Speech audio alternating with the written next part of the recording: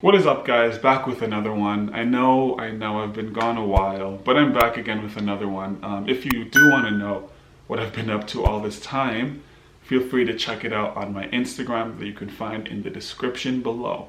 But I'm here to talk about the cool features of this new electric Hummer truck that more or less came out about a week ago. It's not the end of the journey. It is only the beginning.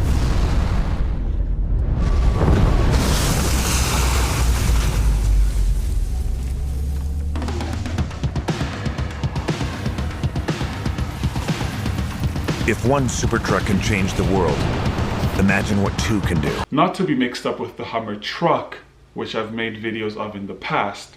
This one is going to be an SUV, so it's not going to have the bed in the back. It's going to be a little smaller, it's going to be a little less powerful, but it's going to have a lot of similar features to the truck and then some. And I'm going to share all of those with you guys in this video. So for starters, if you want to get this car, you're going to have to pay $80,000, which is fairly reasonable considering the fact you're going to be getting 830 horsepower, not quite the 1000 horsepower of the truck, but still really high, especially for an SUV. GMC are essentially trying to put themselves in the forefront of the electric world, at least the electric SUV world. And I'd say they're doing a pretty good job at it. And I'm going to start off with the hands-free driving. The innovation continues with next generation Super Cruise, a driver assistance feature that offers hands-free driving with automatic lane changing on compatible roads. So we're seeing that in a lot of vehicles, hands-free driving is becoming almost a norm. And I'd like to say that Tesla may have been the first company to, I guess, normalize it, if you will.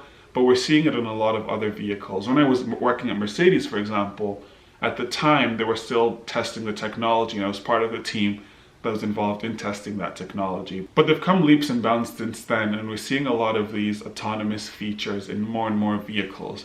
And I like to predict that like within the next 10 years, probably most cars will at least have some sort of autonomous feature on them. The Crabwalk feature, I have to say, is probably the weirdest one to me, but it's kind of cool. I feel like I'm surprised that no other car companies really thought of that, because especially when you're off-roading, being able to move side to side if you're stuck in sand, or being able to move in between rocks, that makes a driving experience I can only imagine. That would make your driving experience that much easier than having to like do this.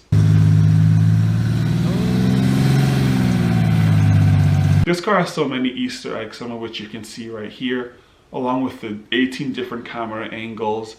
You can see that they've really put a lot of tech and a lot of effort into making this car as almost as futuristic, if you will, as you can, without giving up on the ruggedness of the vehicle itself.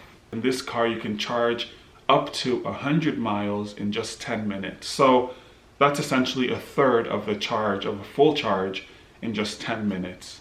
Which, I mean, I'd have to say is getting better. And another cool feature is the different drive modes. So while on one hand you can take it off-road, and you can lift up the suspension and be able to meander your way through the mountains, if you will.